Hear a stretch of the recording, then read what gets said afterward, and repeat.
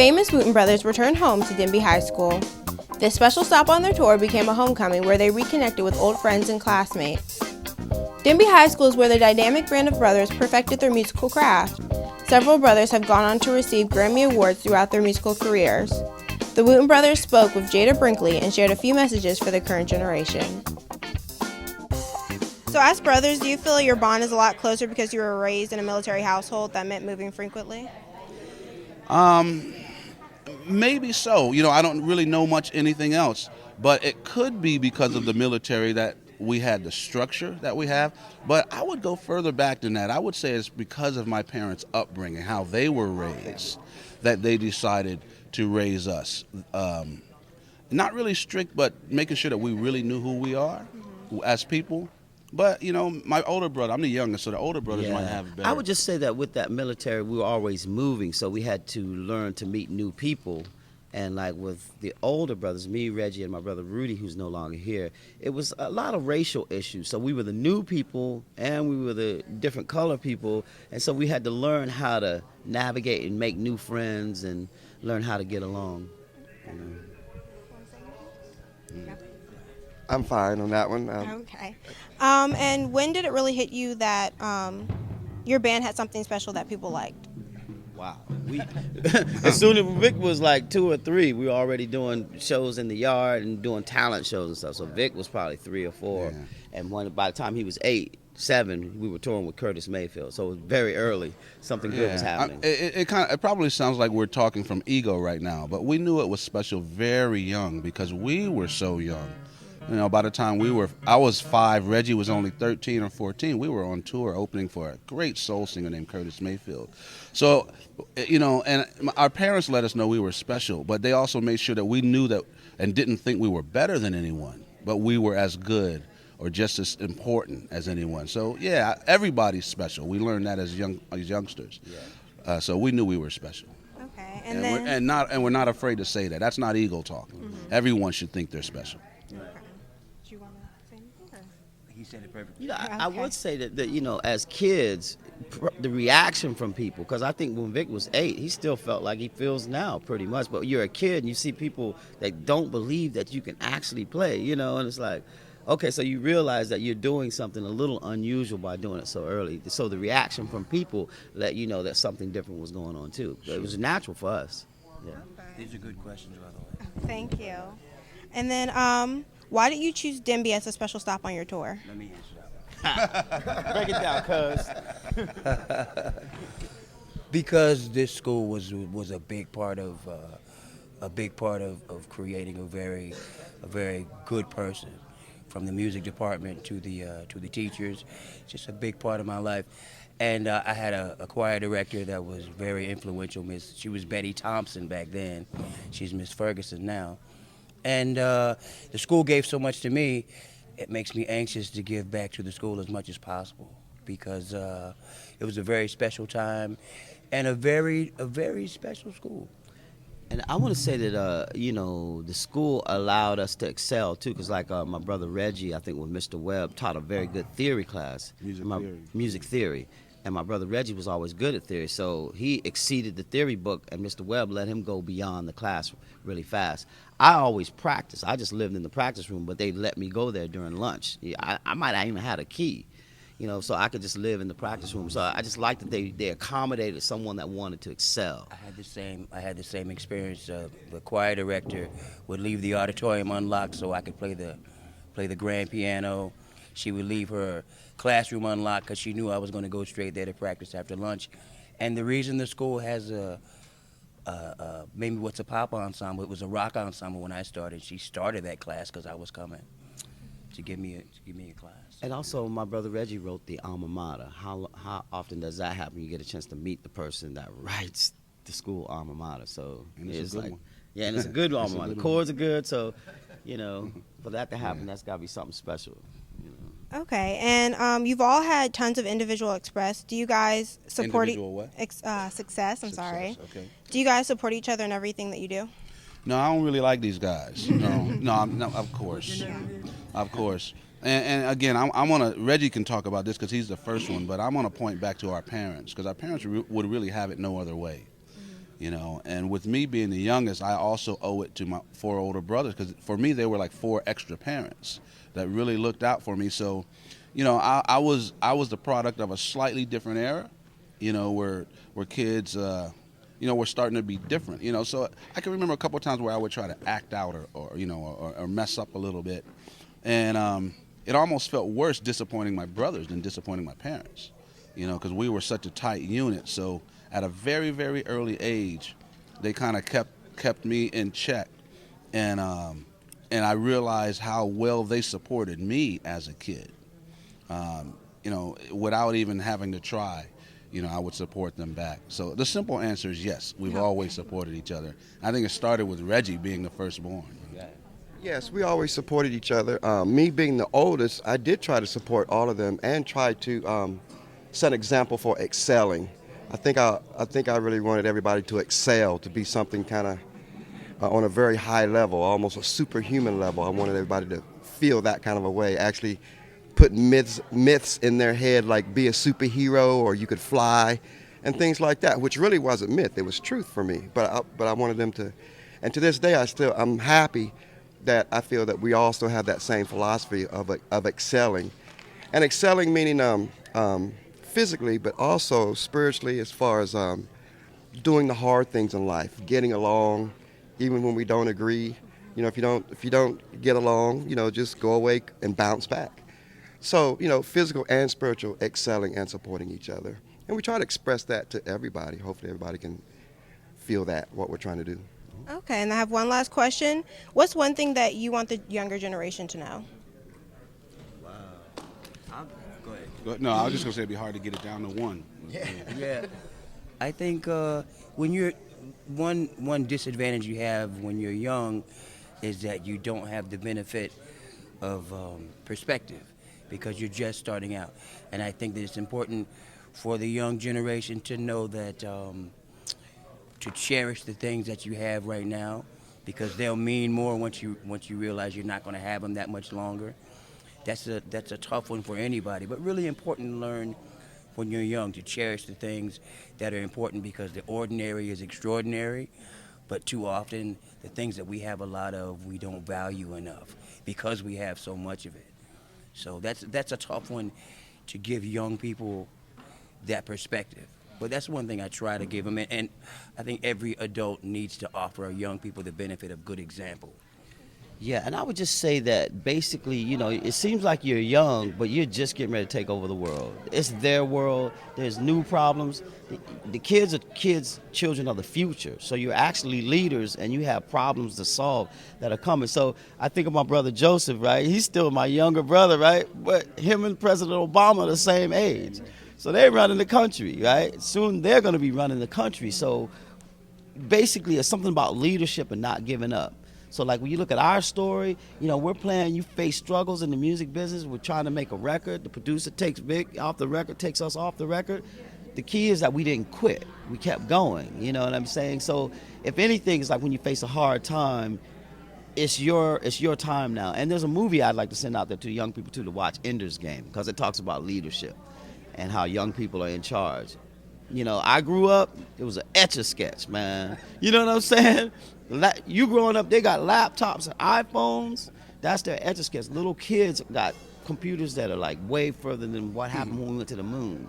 Right. So you got to step back. They're in command. You're in command, really. You don't even know it. You're young, but you're in charge now. So if we can give you some inspiration, that's a good thing.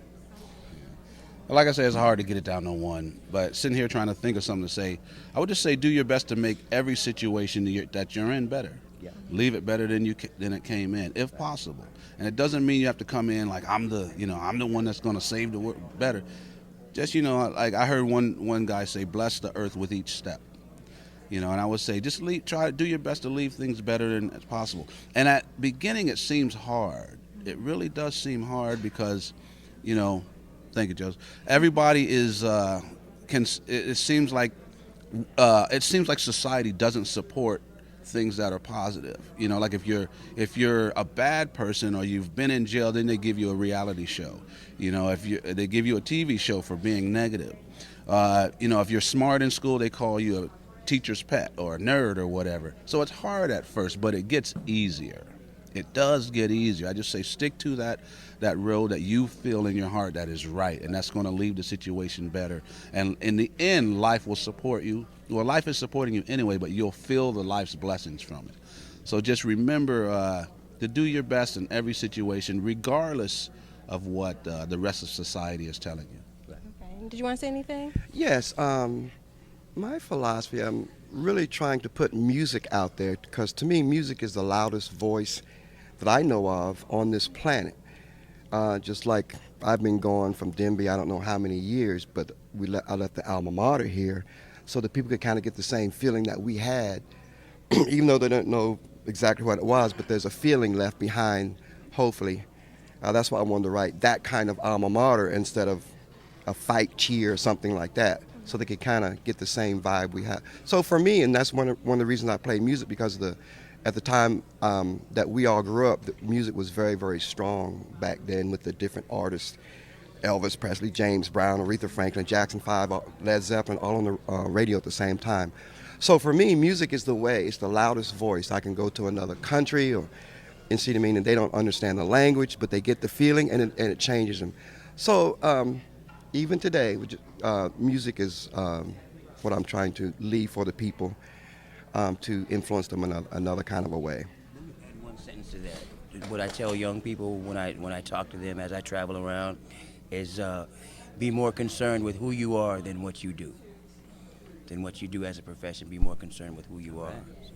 Great questions. I have to echo Joseph. Great questions. Thank you guys so much for taking the time to talk to me. All right. You guys have a great show. Thanks a Thank lot. you. All right.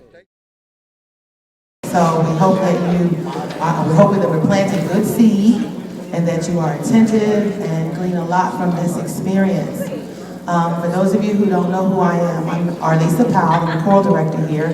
Just 1/3 of the music department here at Denbigh High School. We also have in the house Mr. Chris Ward, somewhere. Where are you, Mr. Ward? He may have gone outside, our band director. And in her absence, I'd like to recognize our orchestra teacher, Mrs. Moyer. If you are in the band, would you please raise your hand? Oh, good, good. Put your hands down. Thank you, band. If you are in the orchestra, please raise your hand. All right, there's our orchestra. Thank you for coming. And if you're in the chorus, raise your hand. All right. I'm glad that our 5th period teachers were able to allow you. There's Mr. Ward. Mr. Ward, wave your hand. Glad to have you there. All right. Before we get started, I want to recognize one person. Mr. Thomas Prince, would you stand up, please? Mr. Prince is my big godbrother. His mother is my godmother. And it's through him that I was able to make a connection with the Wooten Brothers. He and Elijah Wooten are friends, and so he put me in touch with Mr. Elijah Wooten, and I was able to contact the rest of the brothers to bring them to you today. So I thank you so much, Brother Thomas, and I'm now going to turn the mic over to Mr. Vladu, who will officially welcome our guest. All righty, let's welcome Mr. Vladu. Thank you, Ms. Powell. I am just so grateful because oftentimes, there are events in our lives that we don't really recognize the significance at the time. I mean, really, you might not actually recognize that you are here with some, if not the best musicians in the world.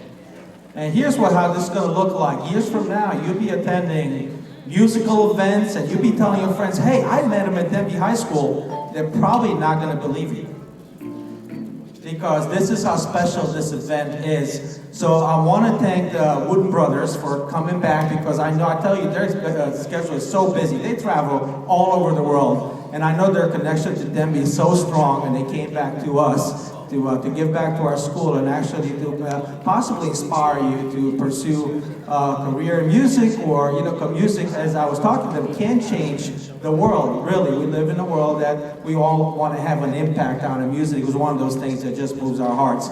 So I want to thank the Wooten Brothers for coming over here to give back, and I also want to tell you that this is a once-in-a-lifetime opportunity for our alumni.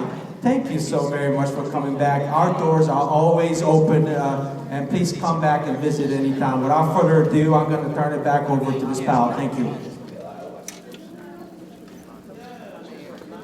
All right, I'm not going to take up any more time. Let's put your hands together for the Grammy Award nominated and winners.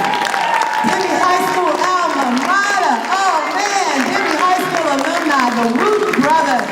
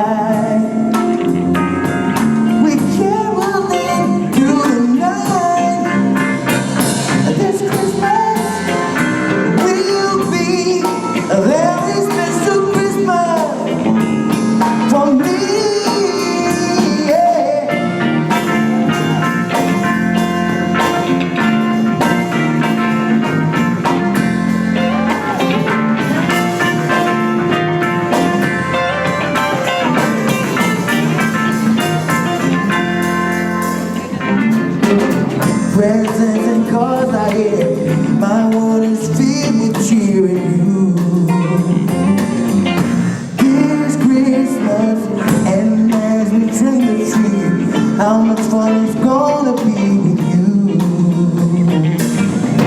This Christmas, fireside blazing bright, we caroling through the night. And this Christmas a very special Christmas for me, yeah.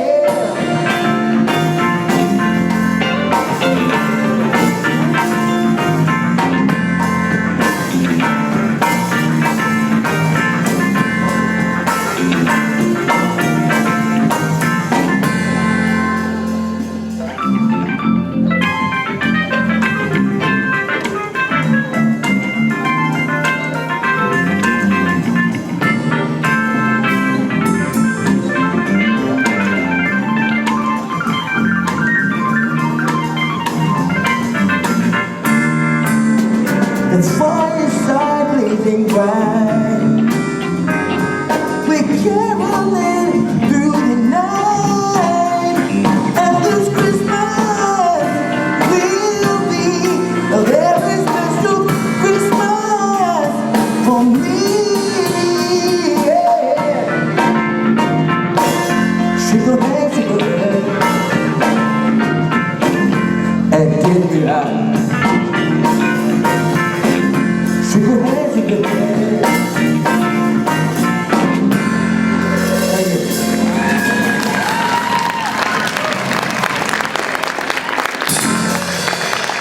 Thank you.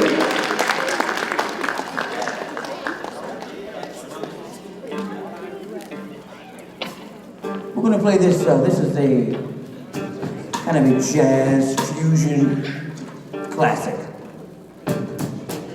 And we'd like to thank Arlisa Powell. I knew her as Arlisa Harrison back when we were classmates 135 years ago here at Denbigh High School. This is a song entitled Red Berry.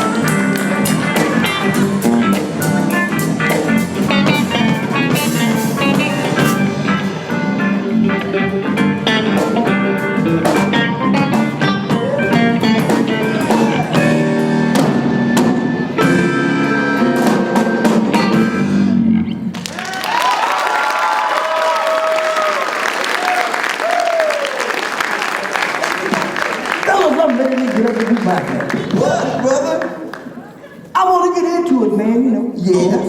What? Like a sex machine, man. Mercy. Moving? Yeah. Grooving? Yeah. Now I know that James Brown was bigger to us than he was to y'all, but James would say something like, fellas, I want to get Denbigh High School. 1, 2, 3, 4.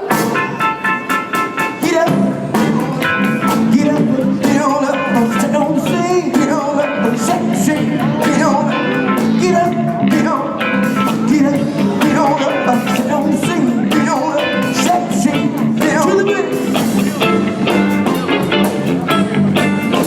You know the feeling, you got to get that, they give a fever, and it goes well, I like it, way it is, I got mine, don't worry about it, get up.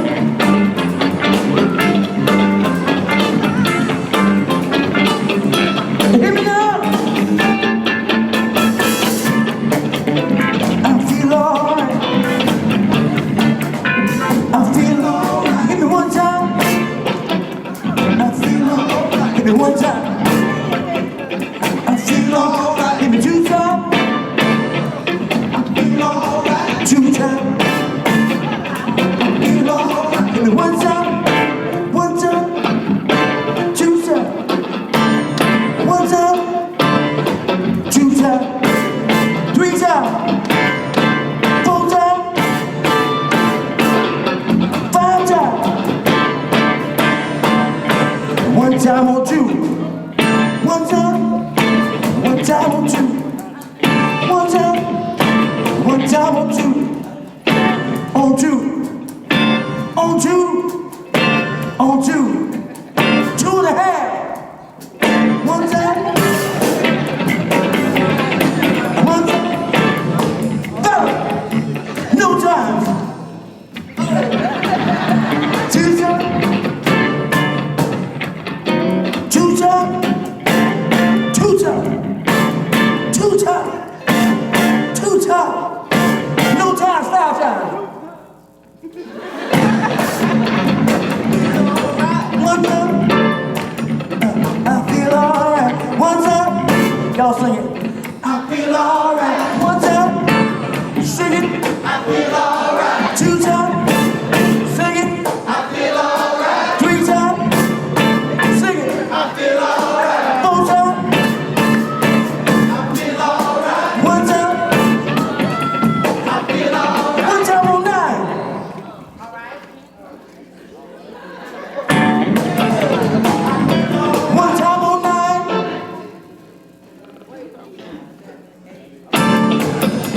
I feel alright. 2 times. I feel alright. 2 times. 2 times. 2 times. 2 times. 1 time on 17.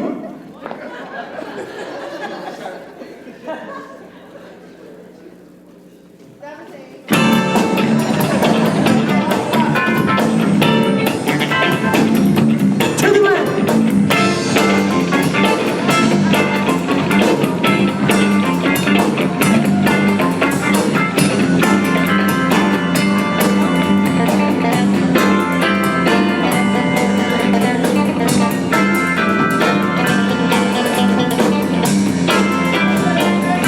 Hear me now. Shake, shake, shake. Shake your money maker. Shake your money maker. Shake your money maker. Shake your money maker. Shake your money maker. Shake your money maker. Shake your money maker. Shake your money maker.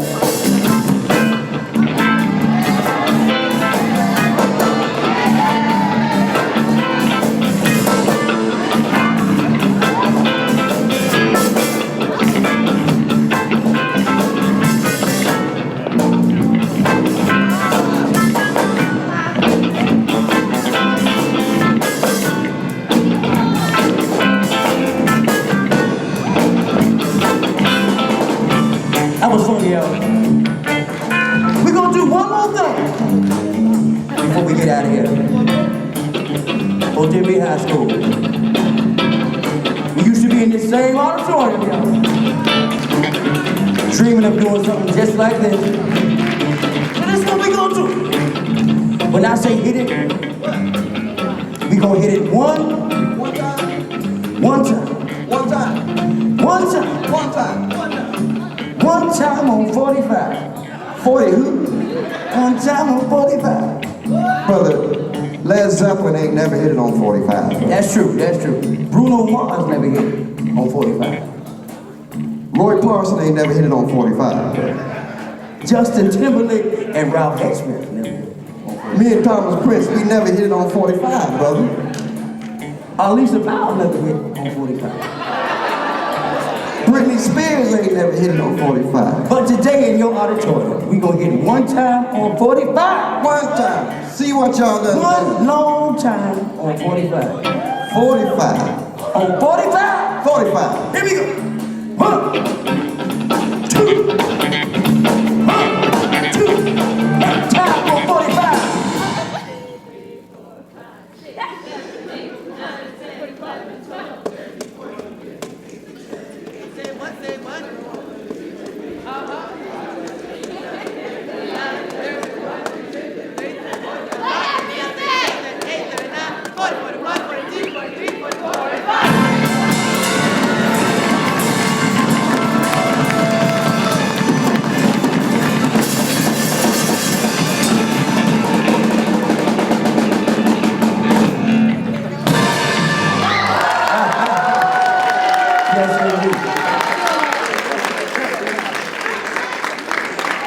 So that concludes the musical portion of this show. And before we do anything else, we're going to take some questions and we're going to talk to you a little bit. But I just want to say how much it means to me to be back in this building, because this building has meant so much to me. It's helped me to develop into who I am. And the thing that I would say to you guys is to cherish this time right here, because you don't know how much it's going to mean to you, right? When you have to go to school every day and you don't feel like getting up, it's cold outside and you're waiting for the bus and your teacher's telling you to be on time and all that. You don't know how much it's going to mean to you. And the most important, in my opinion, the most important lesson that anybody can learn in life is to cherish what you have while you have it. Because there's going to be a time where you don't have many days left. And at that time, every sunset is going to be glorious. Don't wait until then. There's going to be a time when your parents are going to get older and you realize you're not going to have them. Don't wait until then. You're going to want to hug them then. You can hug them all the time now. This time, the friends you have now, you'll have them forever. As time goes on, they'll mean even more. So the thing that we often forget, even as adults, but it's more important if we learn it while we're young, is to cherish what you have. This time will be, your high school years will be special to you forevermore. These people over here that we haven't seen in a while, these are people we knew in high school, growing up with, and they mean more to us now. So cherish this time, understand, see it for what it's worth, hug your parents, enjoy every sunset and sunrise, and realize that just to be in school, and you don't enjoy it probably, but just to be in school, you are amongst the privileged young people in the world. Because there's a lot of people just trying to get clean water or just trying to be somewhere where there's not war. You are the privileged young people on the planet. So understand it, and thank you for letting us play for you. Thank you to your principal. Thank you, Arlisa Powell. Used to be Arlisa Harrison when she was a classmate of mine. And I will not hog the mic anymore.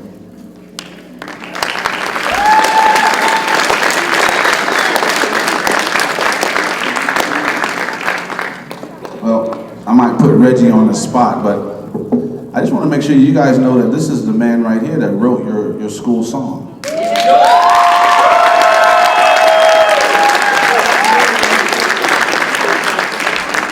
And he wrote it when he was your age. He wrote the words. And I want to urge you all to really, I know some of you sing the song, and I think we might even get an opportunity to hear some of you sing it. I'm looking forward to that. But I do want you to think of, and really listen and think about what those words are saying. Because this is a very, very powerful song. And I will go ahead and say this, something that I don't know if anyone here knows except us four brothers, is that our mother wrote her school song. Her, was it high school? Wrote her high school song. And so our mother always taught us to put everything into everything we do. You know, she wouldn't let us do anything halfway. I can't remember the exact saying she made a lot of us memorize, but whether I remember the words, I know what it meant. And she would not let us do anything halfway. And, you know, we get a lot of, my name is Victor, by the way. I'm the youngest of the brothers. I forgot to say that. But thank you. Thank you. I learned everything from these people right here, my four brothers.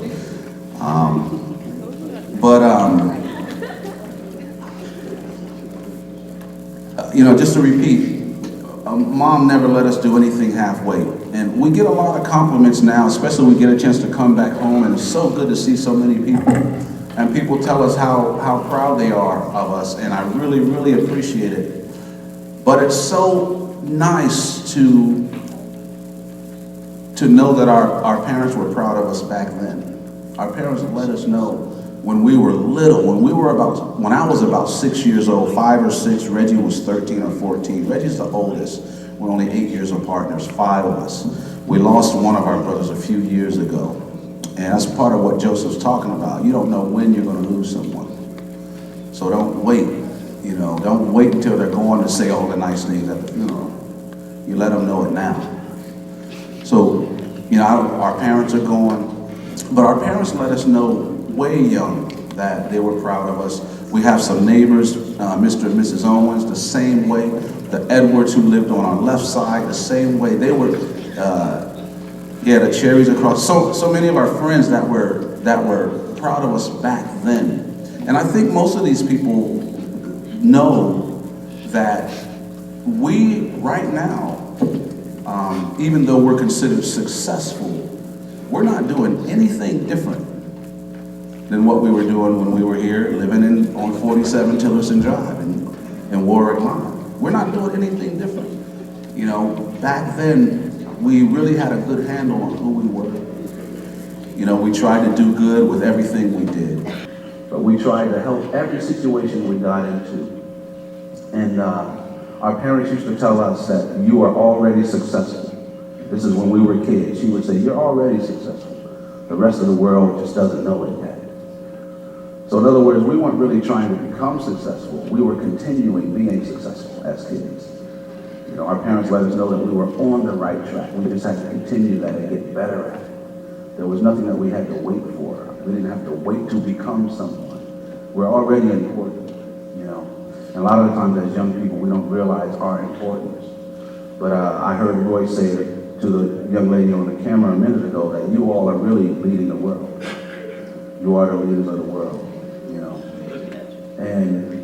And the last thing I want to say before I turn it over is that the people that you're sitting next to, whether you realize it or not, these are the people that you're probably going to end up relating to and even working with when you're considered an adult. You know, I'm almost 50, graduated in 82. So when you're my age, you're going to be dealing with a lot of these same people. And the interesting thing is how they see you now is how they're going to see you when you hook up again in the future. So how do you want to be seen in the future? You don't know if a lot of you are music students and you want to be successful. You don't know which one of these people is going to be the next Quincy Jones. You know, the next big hit. And you want to look good in their eyes. You got to do that now. So a lot of people say that I've got to practice, I'm going to practice and get better. You are always practicing. You're always getting better at something in your life. Whether it's, you know, procrastinating, whether it's thinking negatively or thinking positive. You are never not practicing. You are never not getting better at something. So be conscious and be aware of what you're practicing and what you're putting out there.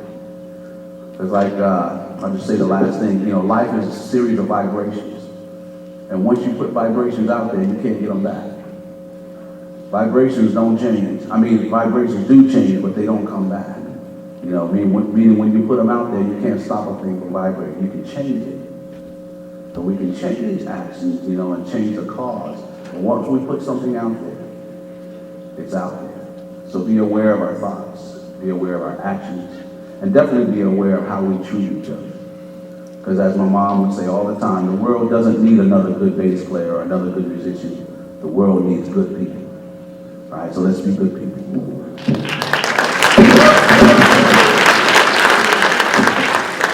Yeah, you know what?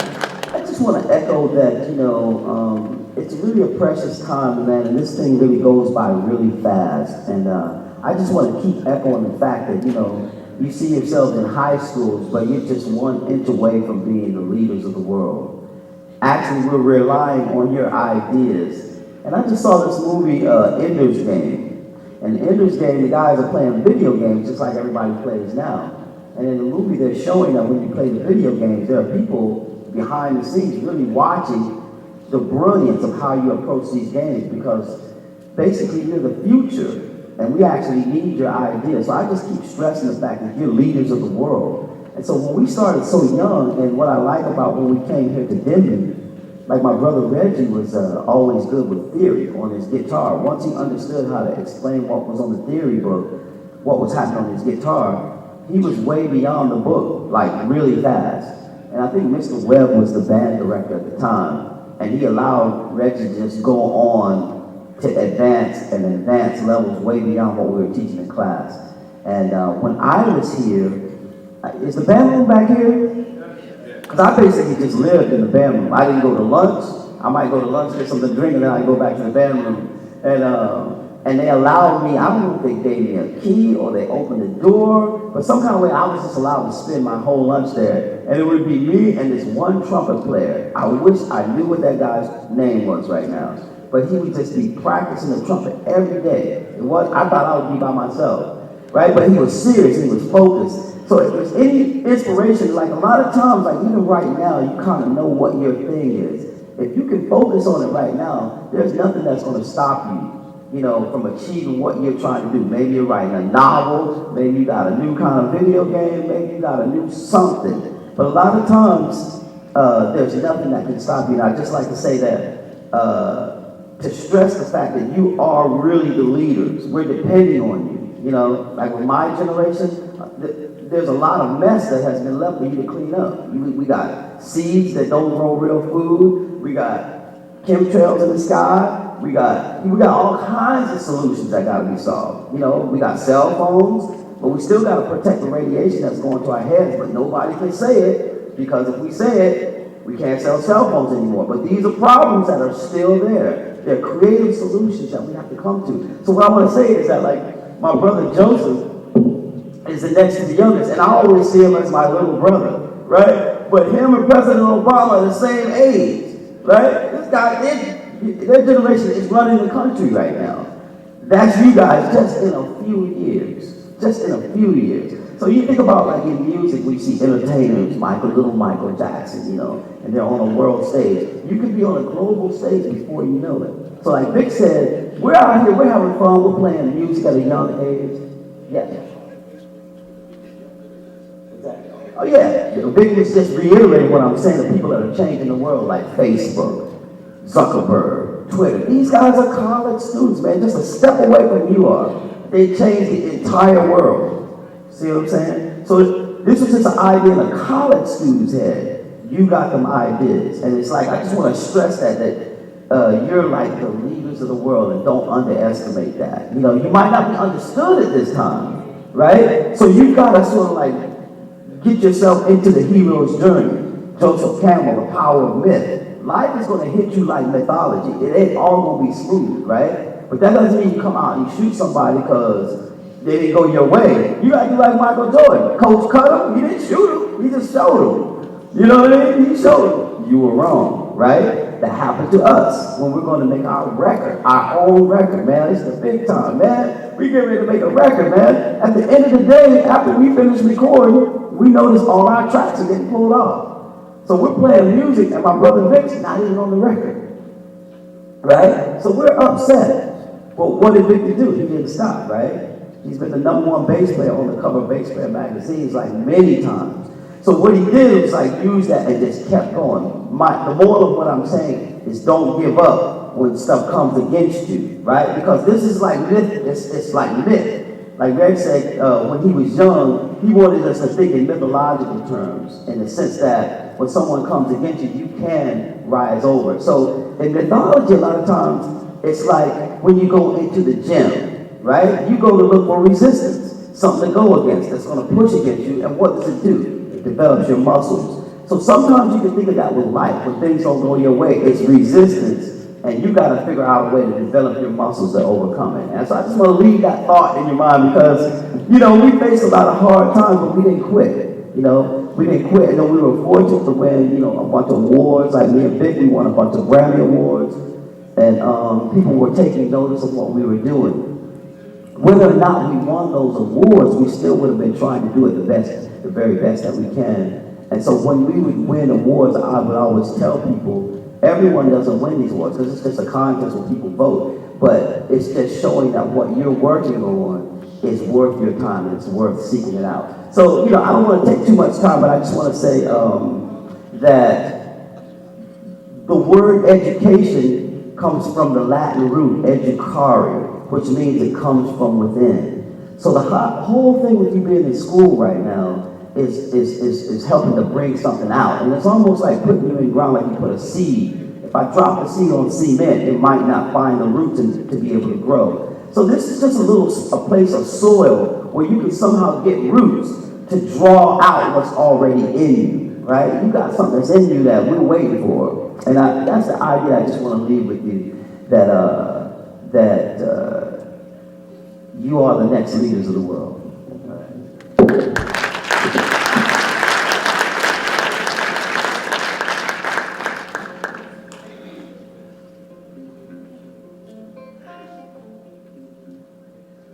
Well, it's all been said. I don't know what to say now. But it does feel good to see all of you all out there. I remember when I was out there. It's good to see my neighbors, and we're a full family up here. It's good to see Javetta's family last night. It's good to see Mr. Roy Parson, Mr. Owens, Mrs. Owens. They put up with us for many, many years with noise.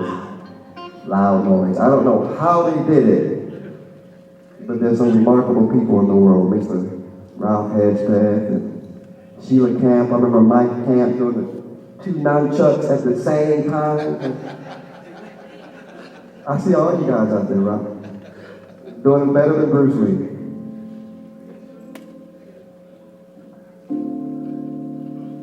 I actually moved to Denbigh High when I was in the 11th grade. Halloween night, 11th grade.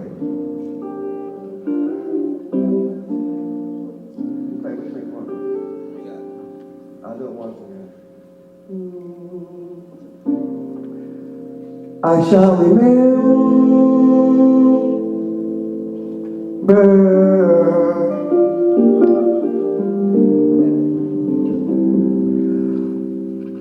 alma mater, oh Denbigh High.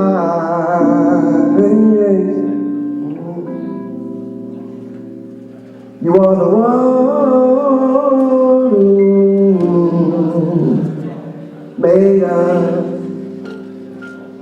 what we are, and we look to you as a symbol of pride. Understanding wisdom taught. We are lived by honesty, equality of each other. We trust it will bring us close to unity. I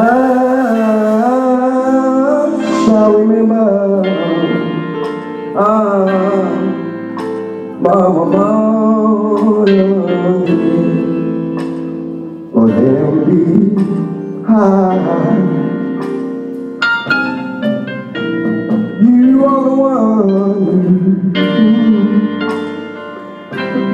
who made us what we are, and we love you. symbol of pride.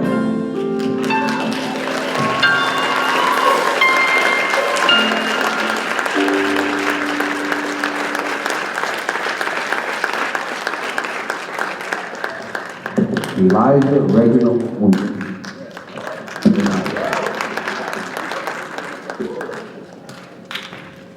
Yeah, well, you know, we don't have a lot of time today, but it's just amazing for us, I think, to be back.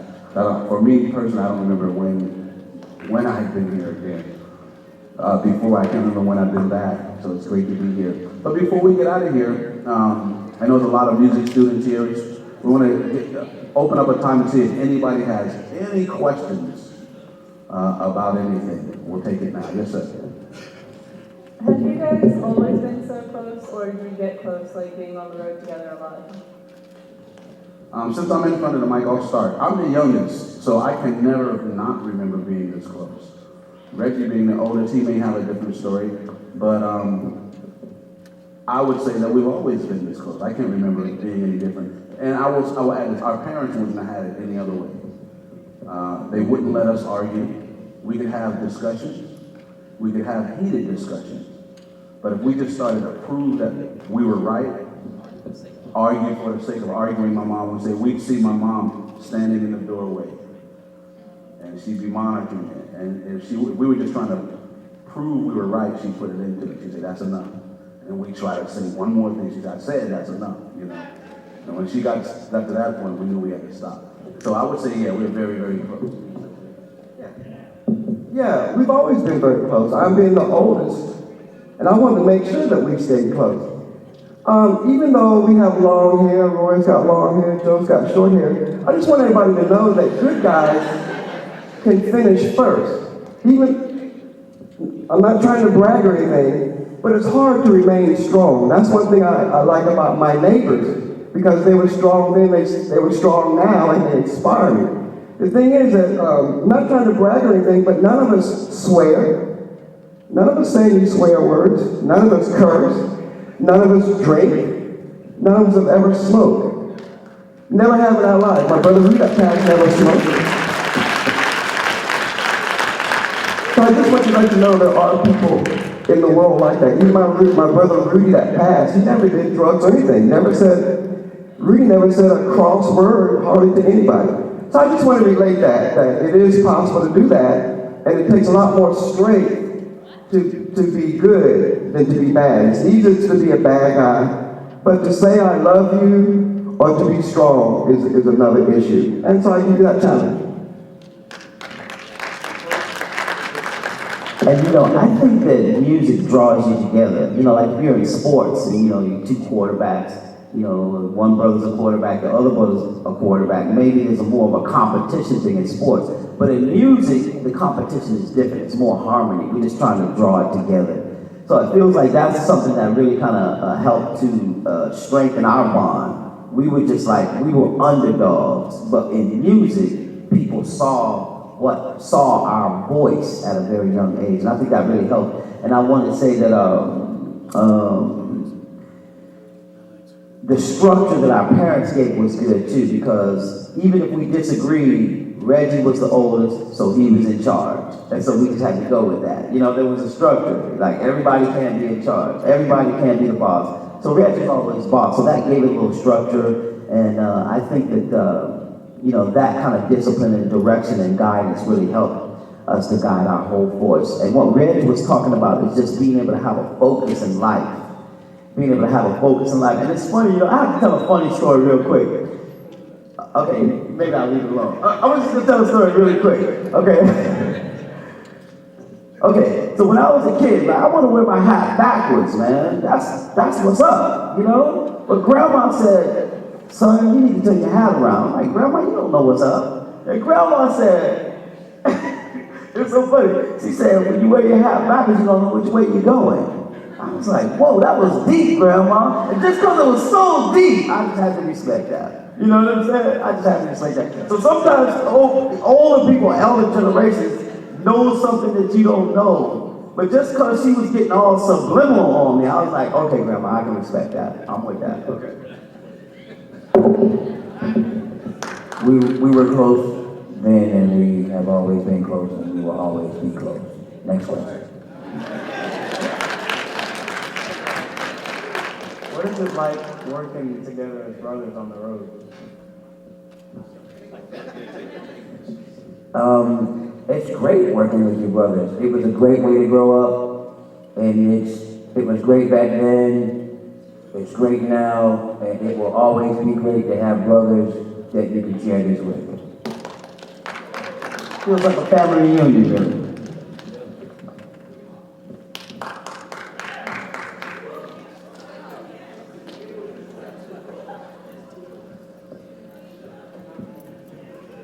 How long have you been on the road? How long have you been on the road? Yeah. Less than a week. About 40 years. No, I mean, you know, I think in the sense that you're asking it about a week on this tour, but I'm kind of serious when I say about 40 years. You know, our parents in the military, we've been moving around. We got a chance to tour when I was 5, 6, you know, we've been doing it. And everywhere you go, you are a teacher, you're an entertainer, you are an example. You don't ever get a day off. Somebody's always watching you, right? So be aware of that in life. And you're always on. It just so happens that some of our stars, we notice them, you know. Cameras are always following, but people are following you too. You know, when you raised your hand, I heard the response of the people around you. They know who you are. You know, so my mom would say, if the world decided to follow you today, where would you lead them? So it's time to think about that. Don't wait. Okay? And you don't always know when you're helping yourself along, and you don't always know when you're getting in your own way. So always be at your best. And I always say, you don't have to always have the answers. Sometimes the best thing you can do is admit, I don't know. Don't say nothing. Or don't say, yeah. But that's, you know, that gives something, that's admitting that I'm giving the power over to something greater than me to step in. Because sometimes thinking that we always know can get in the way also. Another question. How do you guys deal with the pre-show nerves? How do we deal with the pre-show? Nerves. Nerves. Well, I will say that, I'm not going to talk long. A part of being nervousness, I think the biggest ingredient of nerves is excitement. That's a big part of it. If you really look into it, part of it is excitement. If you didn't care about what you were about to do, you wouldn't be nervous. But it's because you care and you're excited about it. But the other part is afraid to fail in front of people. And it may take a lifetime to get over that, but it's worth working over that, right? So don't hold yourself back because you're afraid to fail. That's a learned thing from as we grow up. We get afraid of what people might think. But like you singing in the shower or singing or driving on to work, you're not trying to be right or wrong. You're just doing it because it feels good. I feel like I have something good to offer you, right? I want to make sure I get that out. Sink or, you know, or swim. I'm just going to do my best. What you think about it is up to you. So I'm just going to do my best. But I'm also excited. So when I get really nervous, one of my techniques I do is like breathe. Just actually breathe. Maybe I exercise, because it's hard to be nervous when you're tired. So I make myself tired, I breathe, and I get excited about what I get to do. You know, this is a blessing that I get to do this, that I get to be in front of people. So I put my attention on that rather than failing at it. Yeah, pre-show nerves. When I was here in 73, 74, I used to play in the band room with Mr. Webb. He was the band director at the time. Mr. Webb was a little old school. We played an old song that he liked, but I don't think any of the students liked it. It was called Tiger Rag. Real old.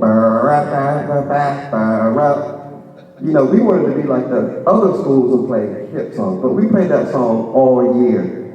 So by the time we got to the football game, we had played that song so many times and so tired of it, we weren't nervous at all about playing that song.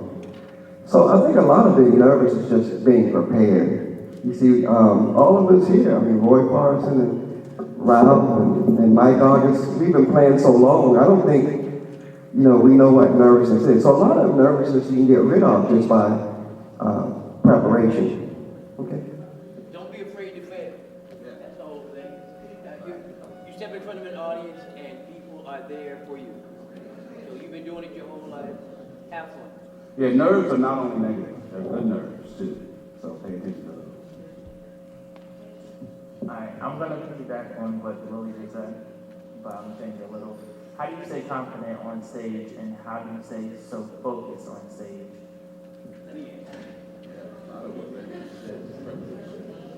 A lot of that is preparation, but what I would say is don't just think about being prepared on stage.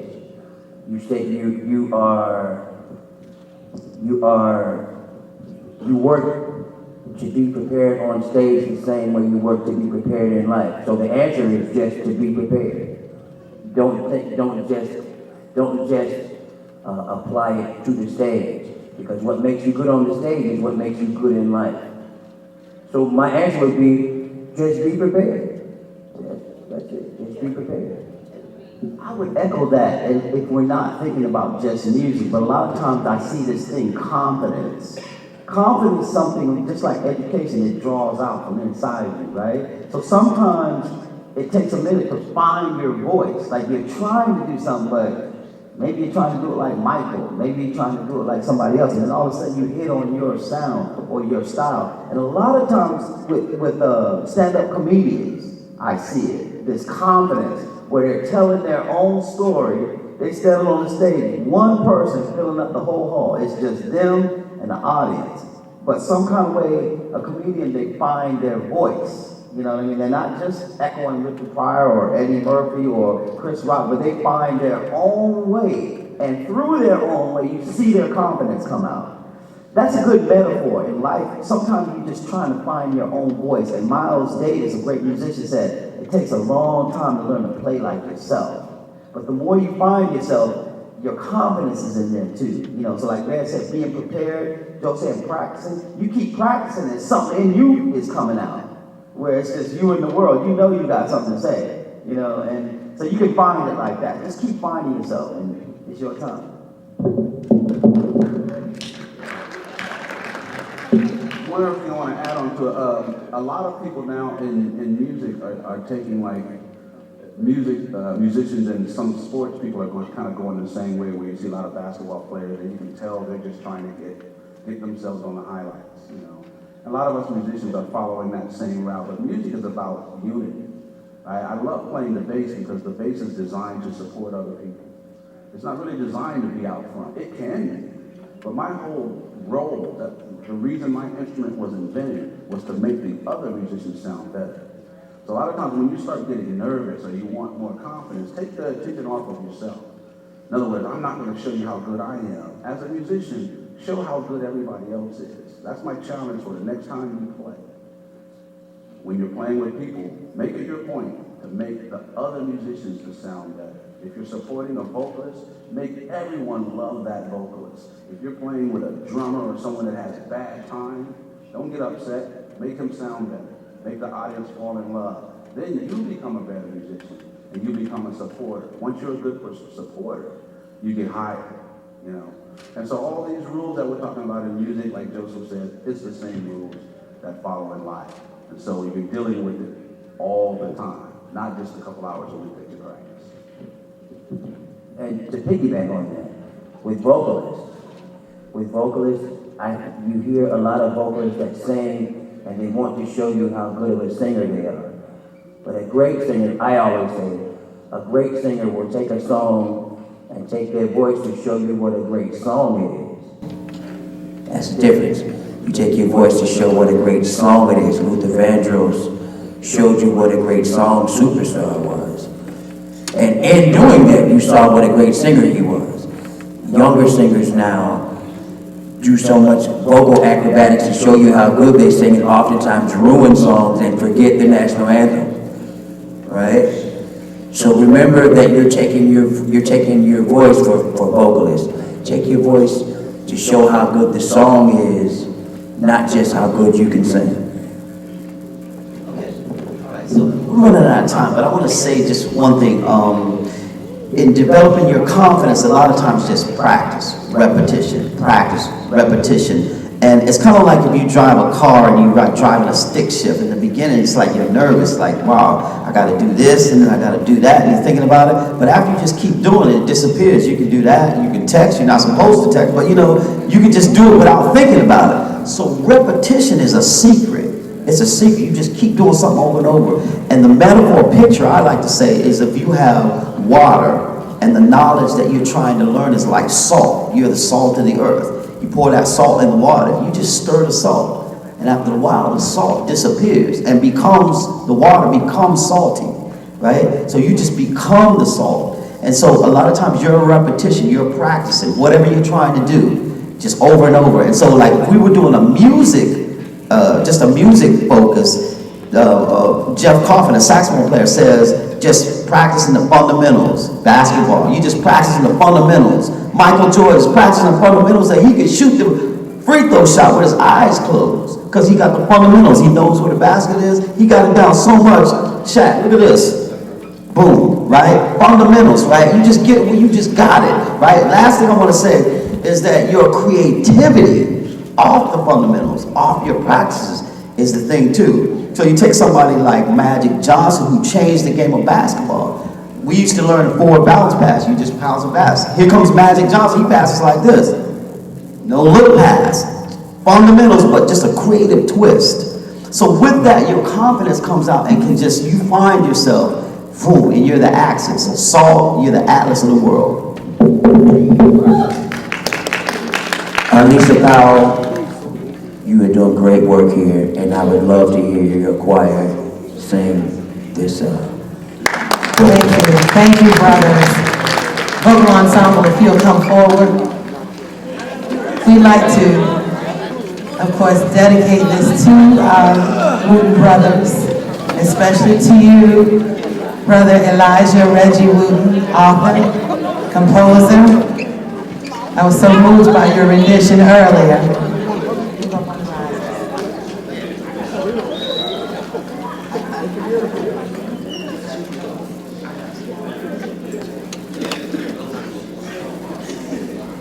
How often would you have the opportunity to perform your alma mater before the person who created it? I want you to sing it like you've never sung it before.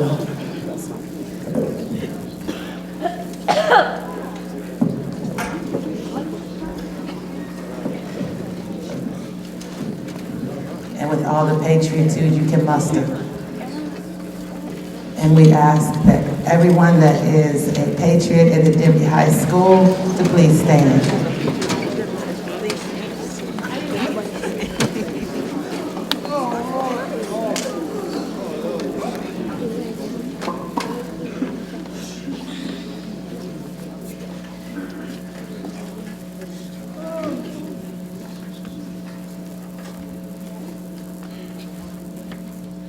We shall remember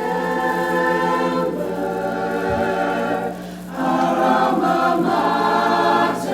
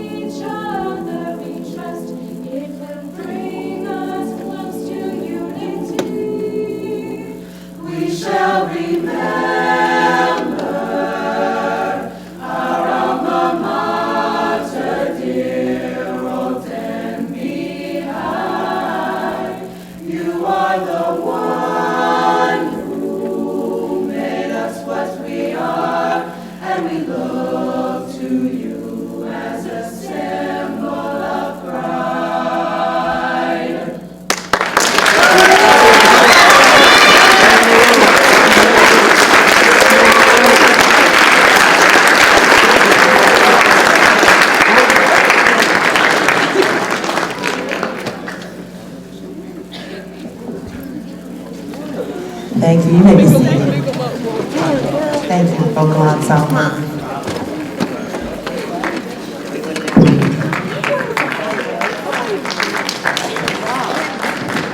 All right, students, let's give the Wootens a big round of applause.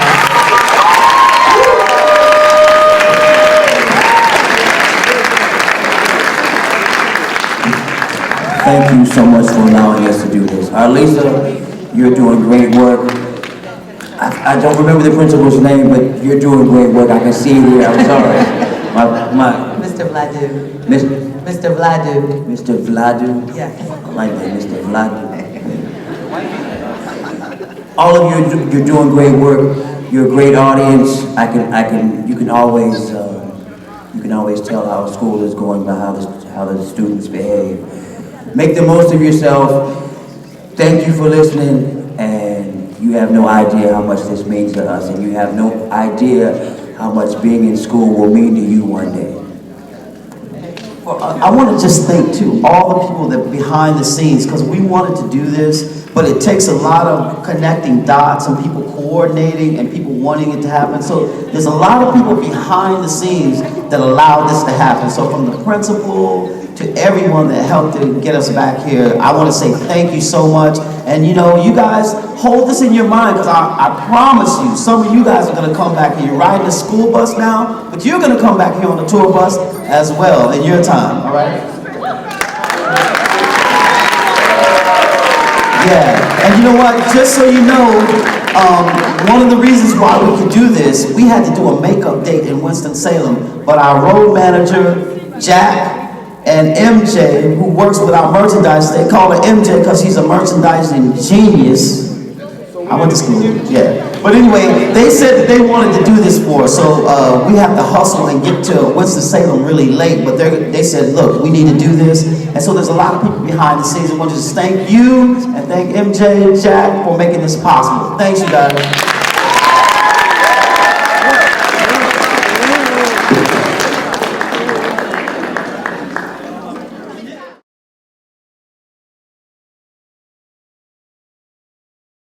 Mike Augustin. I went home, overslept.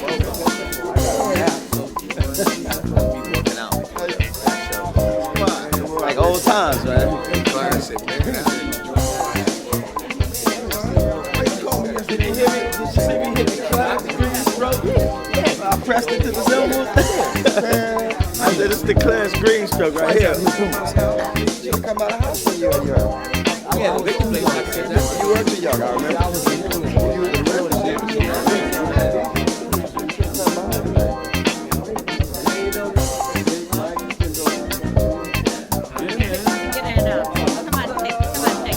Well, but it's not very often. I saw y'all do. No, but I need one with Awesome. You're the neighbor.